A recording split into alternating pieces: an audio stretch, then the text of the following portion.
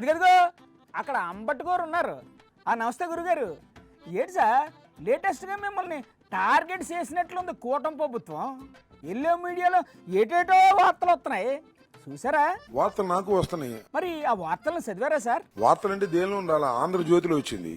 ఏమొచ్చింది సార్ అందులో? అంబటి ఏమిటిది అని నా మీద చాలా ఎలిగేషన్స్ పెట్టారు. అయితే ఖచ్చితంగా వాళ్ళు ఏదో పెద్ద స్కెచ్ చేసి ఉంటారు. ఆంధ్రజ్యోతి రాధాకృష్ణ ఏమో వేశాడు ఇత్తనం. విత్తనమా? అది ఎక్కడి నుంచి వచ్చింది సార్? ఈ ఇత్తనం కూడా ఎక్కడి నుంచి వచ్చింది తెలుసా? ఎక్కడి నుంచి వచ్చింది? లోకేష్ గారి దగ్గర నుంచి వచ్చింది. ఏంటి ఈ మధ్య లోకేష్ గారు ఇత్తనాలు కూడా తయారు చేస్తున్నారా? లోకేష్ గారు చంద్రబాబు నాయుడు గారు కలిసి ఇత్తనం తయారు చేశారు. ఆ ఇత్తనం తయారు చేసి ఏడు చేశారు? ఆ ఇత్తనాన్ని రాధాకృష్ణ గారు ఆయన పేపర్లో వేశాడు. మరి ఇత్తనం ఒక్కటే నాటితే సరిపోతుందా సార్? దానికి నీళ్లు పోస్తున్నాడు ఎవరు?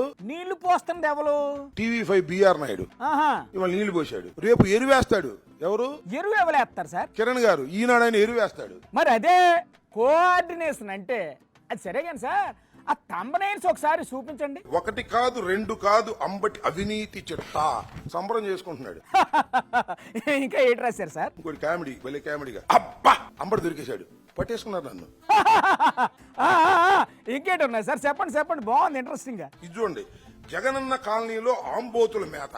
ఆంబోతులా? అసలు బిఆర్ నాయుడు కన్నా పెద్ద ఆంబోతు ఎవరు ఉన్నారా? ఏంటి సార్ అంత పెద్ద మనిషిని పట్టుకొని ఆంబోత్ అంటారు? ఆయనకు గన కోపం వచ్చిందంటే ఎంతకైనా తెగిస్తారు. అసలు చంద్రబాబు నాయుడు కన్నా పెద్ద ఆంబోతు ఎవరు ఉన్నారా?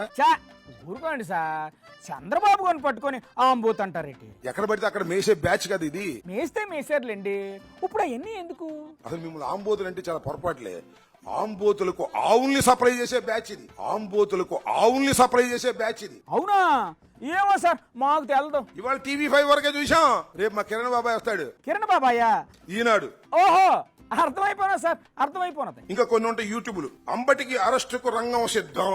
పండగ చేసుకుంటున్నారు వీళ్ళ దుంపదెగ. ఇదంతా ఆ రెడ్ బుక్ ఎఫెక్టే అంటారా? ఎన్ని ఎర్ర బుక్, రెడ్ బుక్, ఈ బుక్ చాలా చూసాం. రెడ్ బుక్ అంటే మీకు భయం లేదా గురుగారు? నీ రెడ్ బుక్ కి నా కుక్క కూడా భయపడదని చెప్పాను, ఇప్పుడు కూడా భయపడదని చెప్తున్నాను. నీ రెడ్ బుక్ కి, నీ అరెస్ట్ కి భయపడకపోతే మీ కుక్క మీద కూడా ఏదో ఒక కేసు పెడతారు గురుగారు.